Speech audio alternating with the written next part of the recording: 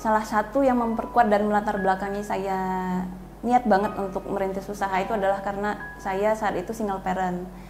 Dan semua pencapaian ini tidak lepas dari doa orang tua saya yang memang dari awal sangat mendukung semua apa yang saya lakukan, sampai terkadang karena istilahnya karena orang tua saya selalu bilang, "Oh, mama mendukung," gitu. Saya sampai lupa minta ridhonya gitu. Jadi dulu saya selalu ngerasa semua itu saya lakukan sendiri kok gitu. Semua saya tanggung sendiri, apa-apa sendiri, ya orang tua mah tinggal terima beresnya aja gitu.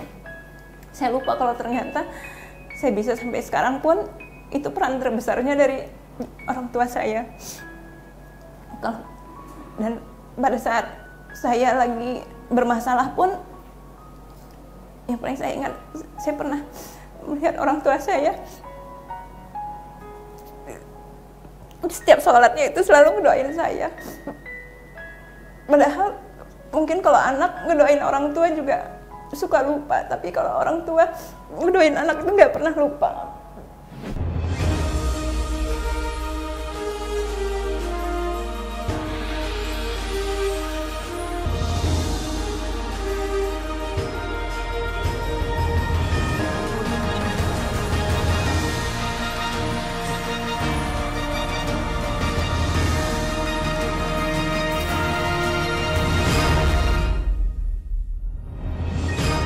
Di video Artu Story kali ini akan bercerita tentang seorang wanita yang punya pengalaman hidup yang sangat luar biasa. Ya, bagaimana dia hijrah dari kota Medan ke kota Bandung, terus menikah dan berkali-kali gagal, dan bahkan sampai sempat frustasi dan harus berhubungan dengan namanya dunia malam, dan akhirnya hijrah.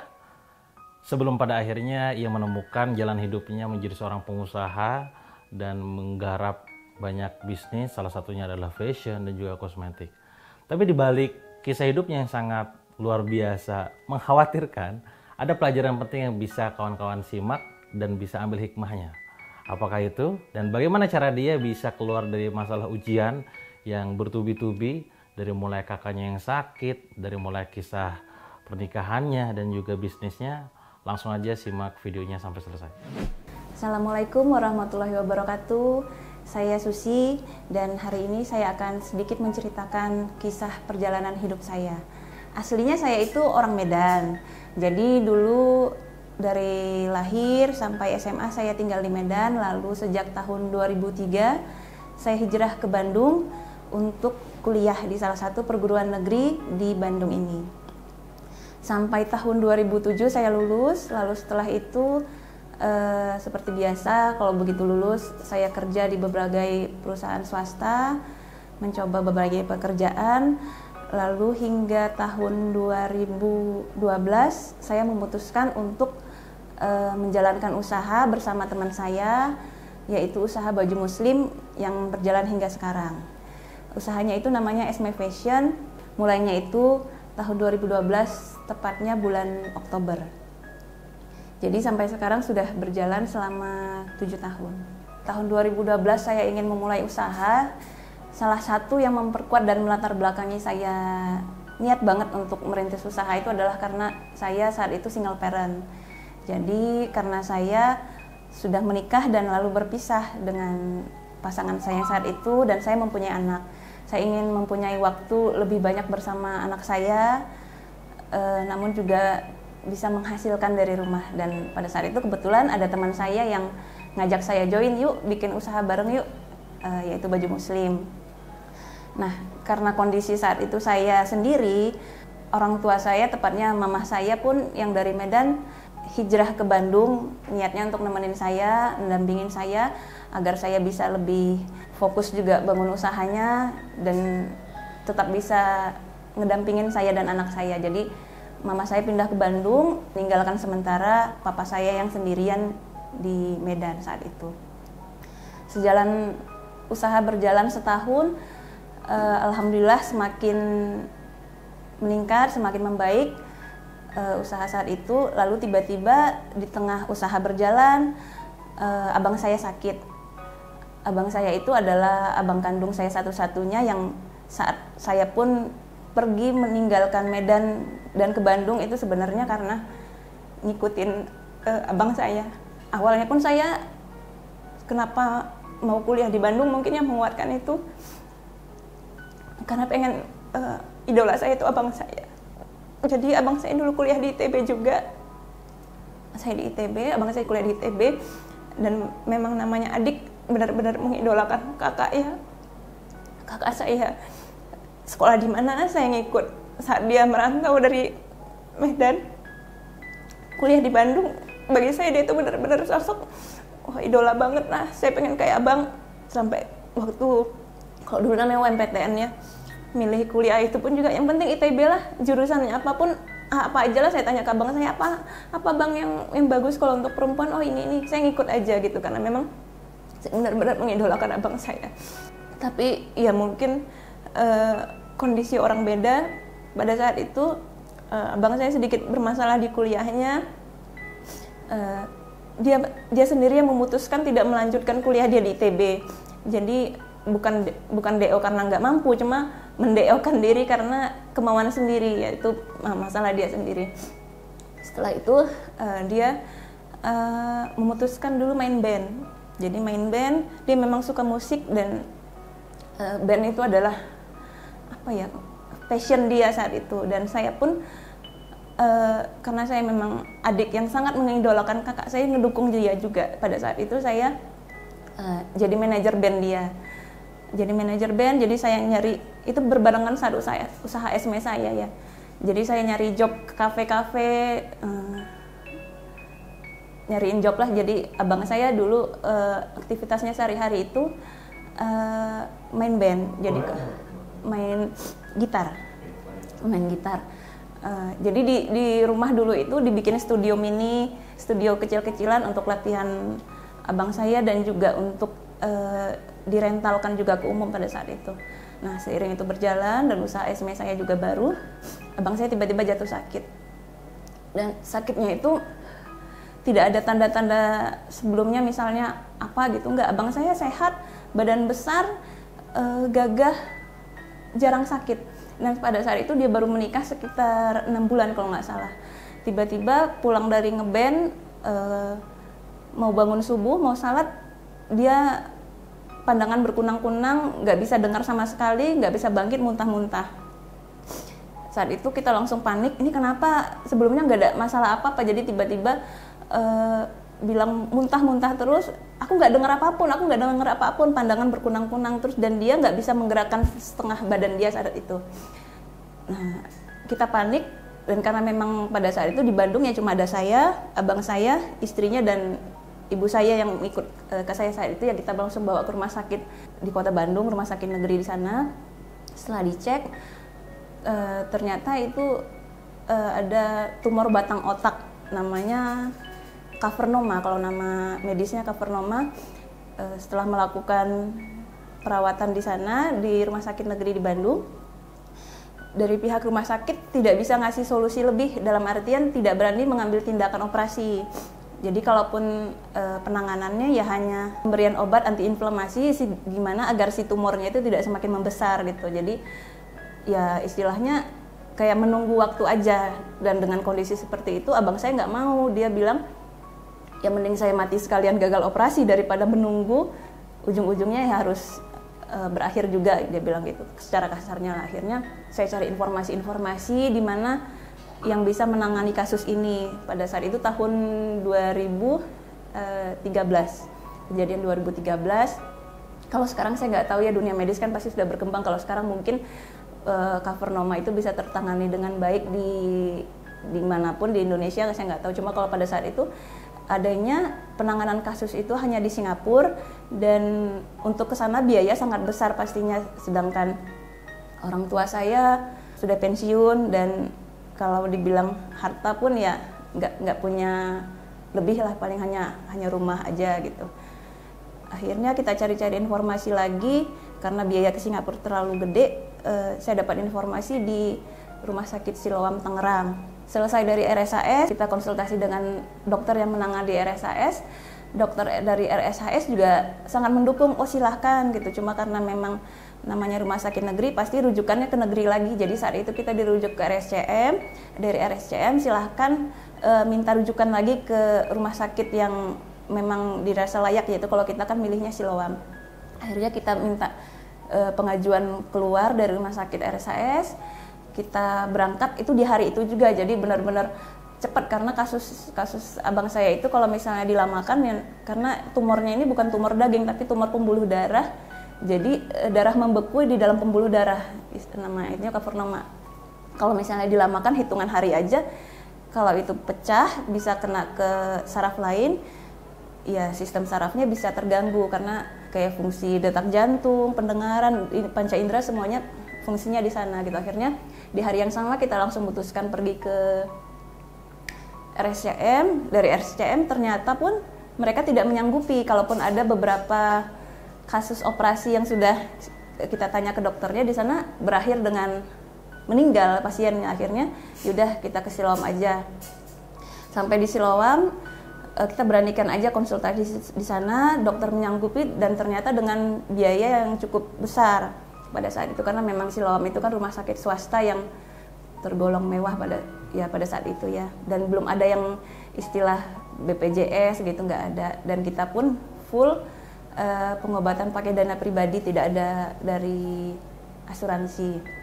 Dan untuk biaya pengobatan pada saat itu abang saya itu menjalani 2 kali operasi tumor batang otak itu dan juga sekali operasi usus, sekitar selama 2 bulan di rumah sakit Siloam, menghabiskan dana sekitar 500 juta kurang lebih ya, saya agak lupa juga karena kejadiannya 5 tahun yang lalu, tapi minimal 500 juta seingat saya.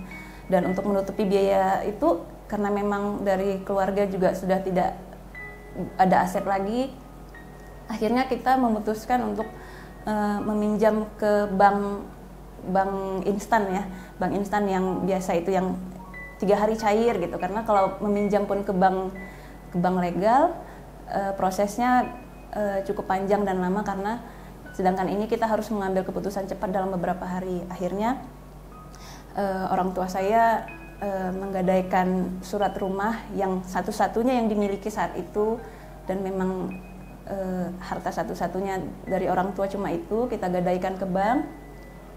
Dan kita juga ada jual rumah juga ya, dan jual kendaraan juga pada saat itu ada, dan tabungan semua dikuraslah untuk menutupi biaya pengobatan itu.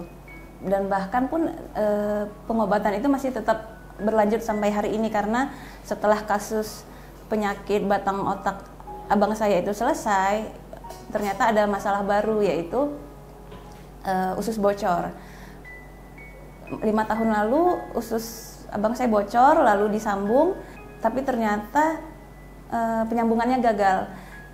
Jadi setelah yang operasi di Siloam, lalu juga operasi usus bocor di Siloam juga, setahun kemudian saat mau hendak penyambungan, operasinya juga tidak berjalan lancar, yang karena kata dokter ada kelainan di usus abang saya sehingga ususnya itu tidak bisa disambung. Jadi selama 5 tahun terakhir ini abang saya itu udah menjalani operasi itu sekitar ada 30 lebih kali operasi.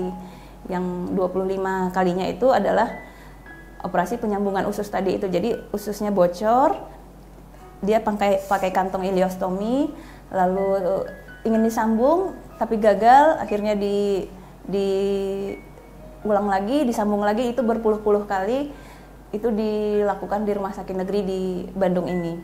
Di tengah permasalahan yang saya hadapi pada saat itu, abang saya sakit, dan saya juga seorang single parent yang memiliki kewajiban untuk mendidik anak saya, dan di samping itu kewajiban saya juga menjalankan usaha agar bisa berjalan lancar.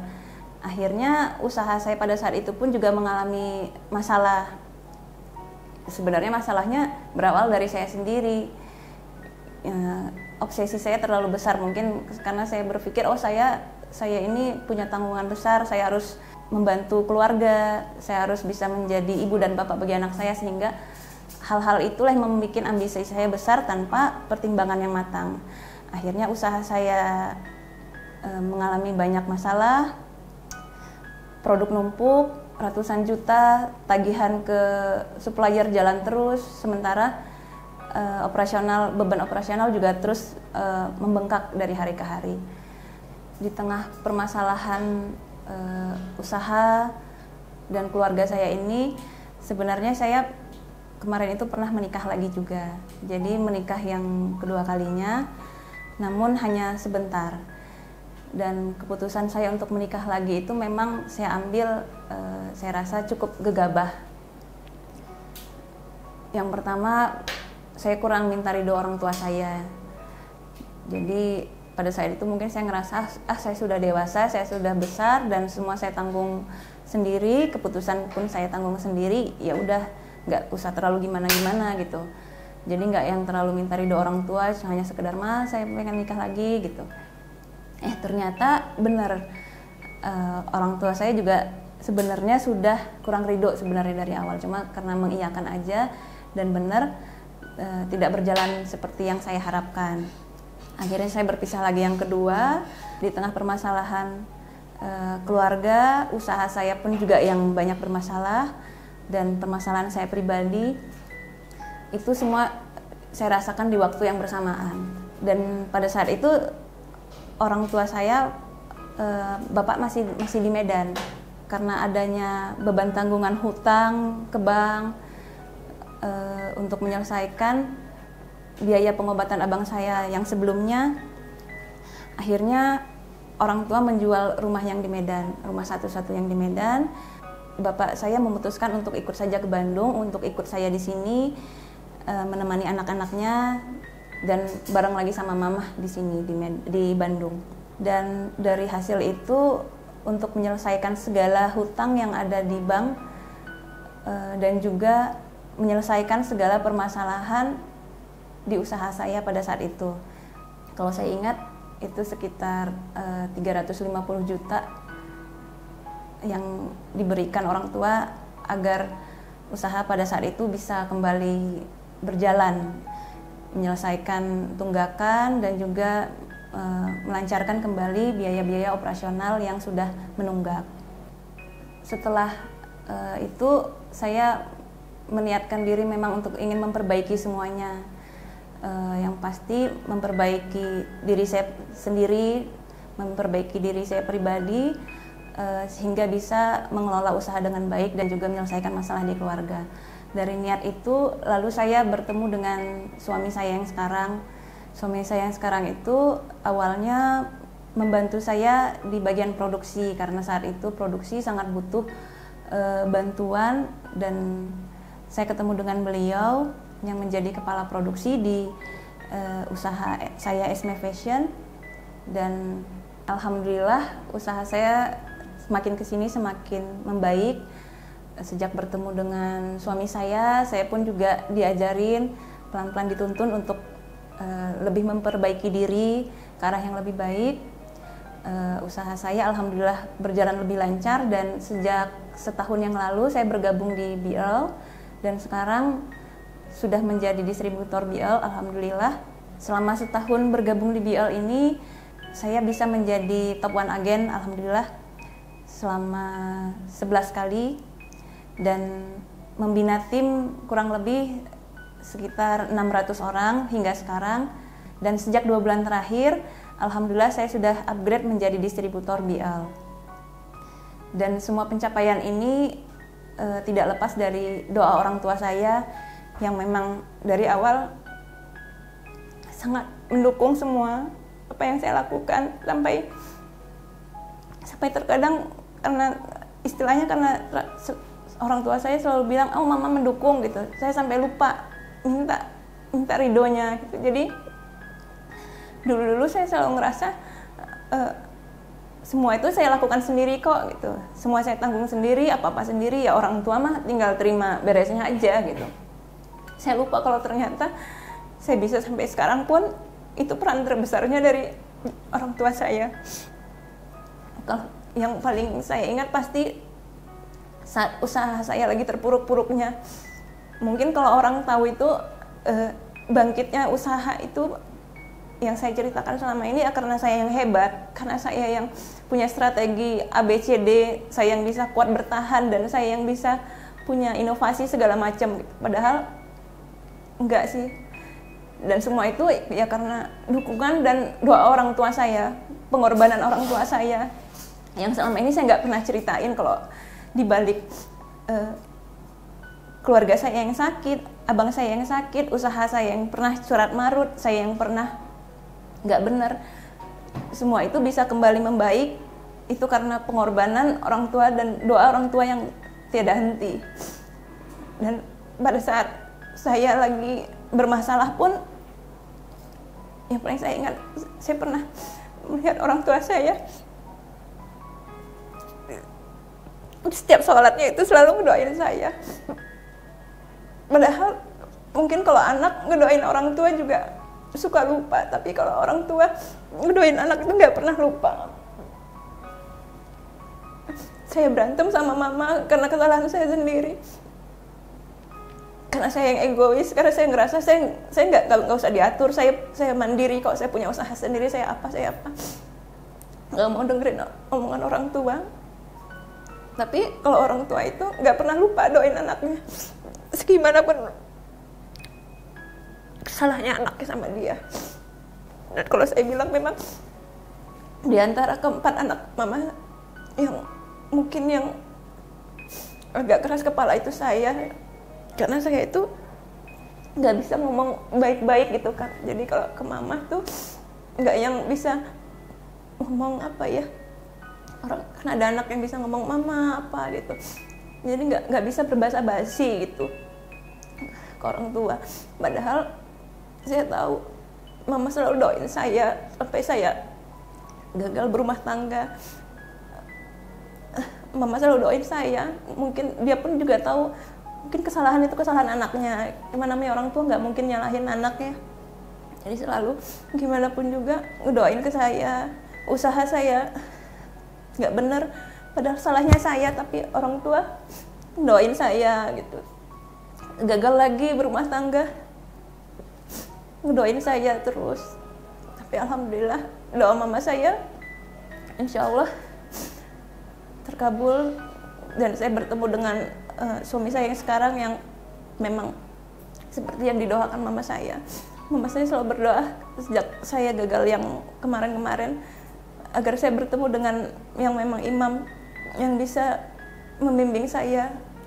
Jadi nggak perlu yang harus banyak harta atau gimana, karena mama tahu yang saya butuhkan bukan itu, tapi gimana suami yang bisa ngebimbing saya yang keras kepala ini.